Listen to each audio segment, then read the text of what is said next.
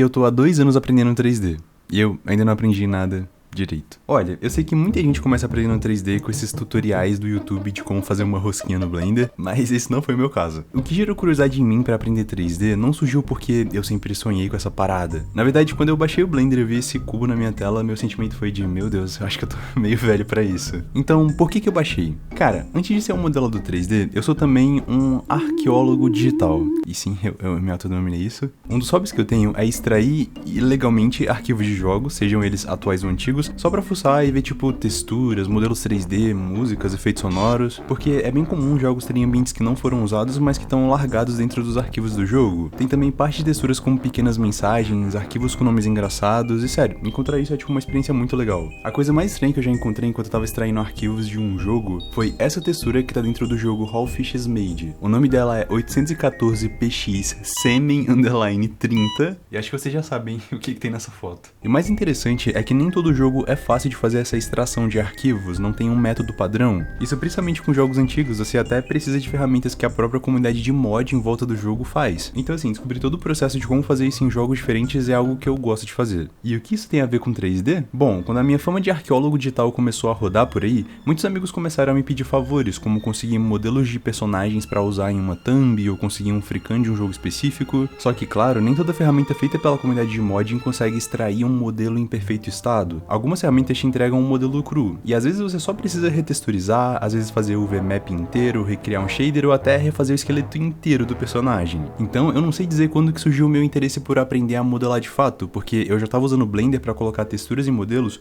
muito antes de criar coragem pra começar a modelar alguma coisa. Mas pelo que eu tenho registrado, as primeiras vezes que eu modelei algo foi quando eu recriei esse radinho do Resident Evil 2 Remake pra um podcast que eu tinha com amigos. E você pode até achar que esse modelo tá bonitinho, eu também acho, mas olha isso daqui. Olha o nível de detalhe, pelo amor de Deus! Eu também modelei pra esse projeto essa anteninha que fica girando, eu também tinha feito uma latinha que eu nem achei o modelo, mas enquanto eu tava procurando os arquivos dela no meu computador, eu achei essa imagem onde eu refiz o cenário do podcast inteiro, só que em 3D. Obviamente com modelos que eu peguei na internet, mas cara, refazer esse cenário me lembrou como nessa época eu fiquei animado pra criar composições no Blender. E assim, eu sempre fiz várias thumbnails de vídeos pra amigos, como Esquimo, Nuacola, Juan, Johan, Tsu, e introduzir thumbs em 3D nisso foi muito da hora, principalmente quando eu tinha que extrair modelos de jogos pra isso. E eu vou mostrar algumas pra vocês. Essas aqui foram pro Renato, tem a de Fears to Fathom, Amnesia The Bunker, Urge, You Bleed, Little Company, Basilisk, Bomb Rush, Cry of Fear. Eu fiz algumas pro Juan também, como essa de um ARG de Minecraft, essa de Creatures of the Fog. Eu lembro que a gente até chegou a extrair o modelo do Makoto Yuki pra fazer a thumbnail de Persona 3. Ah, eu também fiz uma de Dragon Ball Tropia, que refazer o shader foi algo meio diabólico. Mas além de criar composições pra thumbs com modelos de outras pessoas, eu comecei a modelar também. O modelo que eu fiz em 2023 foi esse do Renato, mas claro,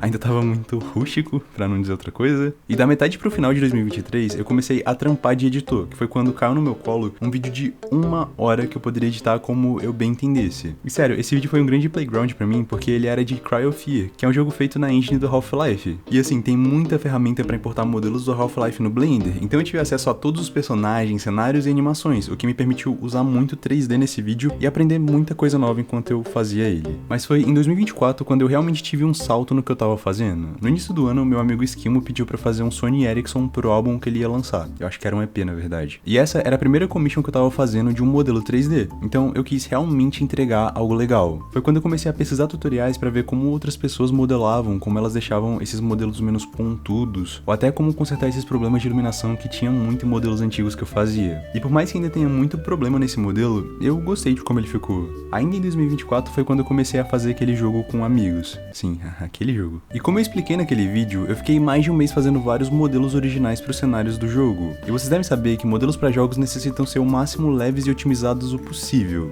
E por conta disso eu ganhei um hábito que eu levo comigo até hoje, que é o de trabalhar com poucos polígonos. Mas assim, fazer modelos de objetos era até tranquilo, porque você só precisava observar um objeto e tentar reproduzir ele em 3D. Mas cara, modelar personagem sempre foi muito difícil para mim. Então eu resolvi refazer aquele modelo do Renato para ver o quanto eu consegui melhorar melhorar de um ano pro outro. E esse foi o resultado.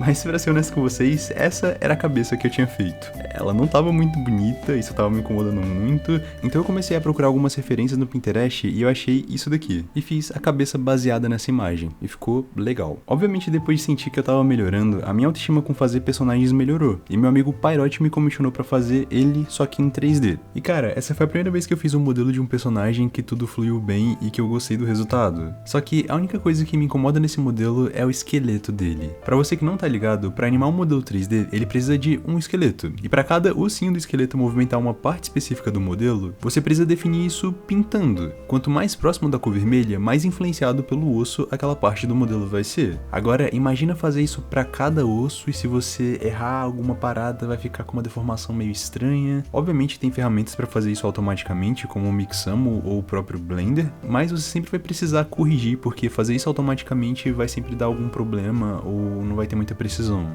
Nesse caso aqui, usar a ferramenta automática do Blender fez a gravata ir junto com o ombro, se liga só. E o problema desse modelo do Pyrote é a bunda dele. E ela ter ficado tão ruim me incentivou a entender mais sobre e aprender a fazer rigs para os meus modelos. Agora, chegando em 2025, eu tive os trabalhos mais interessantes até o momento. No início do ano, o Renato me chamou para eu criar uma estampa original para ele e dar vida para outra ideia que ele tinha para uma segunda estampa. E o que eu pensei para uma camisa foi criar um guia de survival horror bem aqueles que a gente encontrava em blog antigo dos anos 2000. Então eu fiz vários modelos originais para essa estampa, alguns desenhos e claro, o próprio personagem dele em 3D baseado nas artes do Geladeira, que é o artista do canal dele. E cara, ficou tão da hora que ao invés de ficar só como um personagem estático pra estampa, ele pediu pra eu fazer uma rig pro boneco, então olha só, ele se mexe. Agora a gente tem a comparação de 2023, 2024 e 2025. Já na segunda estampa, o meu trabalho era conseguir vários modelos de jogos diferentes que ele já tinha feito vídeo pro canal. Então eu fiquei alguns dias extraindo modelos de vários jogos diferentes, de Mothwashing a Crowd Squad, tudo bem naquela brisa de arqueologia digital que eu já expliquei pra vocês. E olha só que maneiro. E os últimos 3 trabalhos que eu fiz foi primeiro um modelo pro Esquimo, que é bem no estilo do Sam, esse artista aqui que faz esses gifs que eu tenho certeza que vocês já viram algum gif dele por aí. E foi bem desafiador porque eu tive que inflar o boneco de várias maneiras diferentes, eu criei um monte de shape key, foi um negócio cabuloso. O segundo estão sendo esses mechas meio low polys que eu tô fazendo pra um amigo. Ele ainda não me contou pro que ele vai usar essas paradas, mas quando eu descobrir eu conto pra vocês. E o terceiro foi o Pyrote que me chamou pra fazer uns modelos pro site dele, como esse CD, que ficou, nossa, muito legal. E claro, o trabalho mais interessante desse ano que foi começar esse canal, onde eu uso muito 3D desde o meu personagem, que diferente das versões antigas que eu fiz pra ele, eu escolhi algo mais simples, até os cenários originais que eu modelo, como essa torre de Firewatch, ou outros vários cenários que eu crio pra vídeos. O último que eu fiz foi em referência a Dirty Work do Espa.